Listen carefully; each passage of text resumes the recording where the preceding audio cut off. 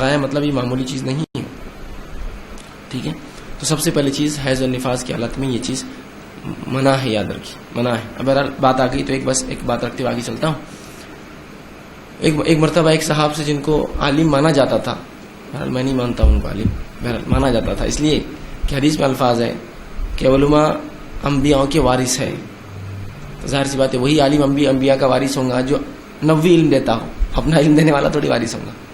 ٹھیک ہے, تو بہرحال وہ دعویٰ تو کرتے تھے عالم ہونے کا. میں اس لحاظ سے بول رہا ہوں جو انہوں نے بات کی تھی اتنی گھٹیا تھی کہ مجھے بہت شرم آتی ہے, اور آج تک میں سوچ کے, حالانکہ میں بہت پرانی بات کر رہا ہوں جب مجھے عقل نہیں تھی, لیکن اتنا تو شعور تھا کہ یہ چیز غلط ہے.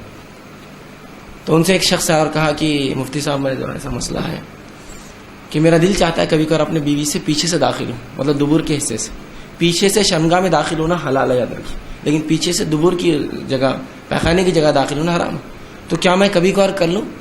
تو انہوں نے کہا دیکھیے یہ غلط تو ہے, لیکن اگر آپ کو ڈر ہے کہ آپ کوئی دوسرا غلط عمل کر لیں گے تو یہ کر لو.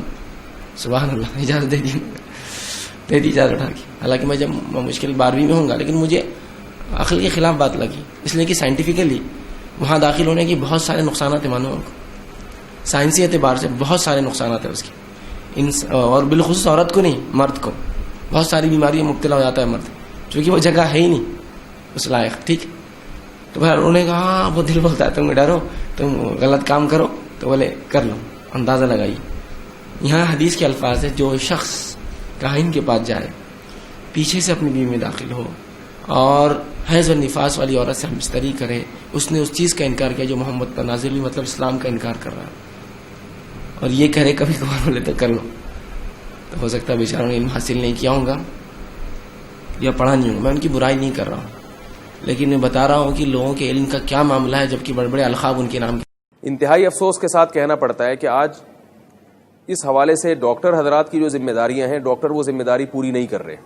ڈاکٹر ہمیں یہ تو بتاتے ہیں کہ سگریٹ کے کیا نقصانات ہیں, سگریٹ کے ہر ڈبے پر لکھا ہوتا ہے کہ خبردار تمباکو نوشی صحت کے لیے مضر ہے, لیکن ڈاکٹر حضرات یہ کیوں نہیں واضح کر رہے کہ خبردار بے حیائی آپ کی صحت کے لیے سگریٹ سے بھی زیادہ نقصان دہ. بہت ہی حیرت ہوتی ہے کہ جو ڈاکٹروں کی ذمہ داری تھی وہ کام اب علماء کے ذمہ لگا دیا گیا, یعنی علماء اس پر بات کریں کہ یہ آپ کی صحت کو یہ چیزیں نقصان پہنچاتی ہیں. تو میں یہ آپ کے سامنے عرض کروں گا, میں زیادہ لمبی چوڑی بحث نہیں کروں گا, آپ کو ایک یعنی مختصر اور جامع بات آپ کے سامنے رکھوں گا کہ دیکھیے جب بھی آپ کسی لذت کو غیر فطری طریقے سے حاصل کرنے کی کوشش کریں گے تو آپ میں جو نیچرل ڈیزائرز ہیں وہ خود بخود کم ہو جائیں گی. اس کی میں ایک مثال دیتا ہوں آپ کو. جو لوگ پہلے لوگ کیا کھایا کرتے تھے, شہد کھایا کرتے تھے, دودھ پیا کرتے تھے, یہ طاقت کی غذائیں صبح و شام استعمال کی جاتی تھی. اب لوگ آ گئے ہیں کافی پر, چائے پر, سگریٹ پر. تو آپ مجھے بتائیے کہ کافی پینے والا, چائے کا استعمال زیادہ کرنے والا, یہ سگریٹ زیادہ پینے والا, اس کو کیا دودھ اور شہد میں وہ مزہ آئے گا جو اس کو سگریٹ میں مزہ آتا ہے؟ ظاہر ہے اس کو سگریٹ میں زیادہ مزہ آئے گا.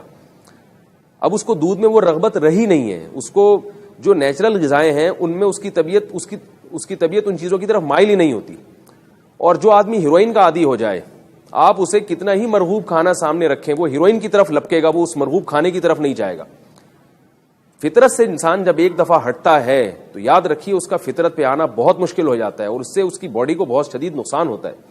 جو لوگ انٹرنیٹ کے ذریعے خود لذتی کے عادی ہوتے ہیں, اپنی خواہشات اپنے ہاتھ سے یا اپنے ہی یعنی ذریعے سے پوری کرتے ہیں اپنی خواہش, تو وہ نیچرل جو ہے نا اس کے جو نیچرل ایک پروسیس ہے جو قدرت نے ایک مرد کے اندر ایک نیچرل ڈیزائرز رکھی ہیں وہ ان کے لائق نہیں رہتے, کیونکہ وہ اس کے عادی ہو چکے ہوتے ہیں. میرے پاس نوجوان آتے ہیں, بہت سارے لوگ شادی شدہ, وہ بتاتے ہیں کہ ہمارے اندر وہ ڈیزائرز پیدا ہی نہیں ہوتی ہیں.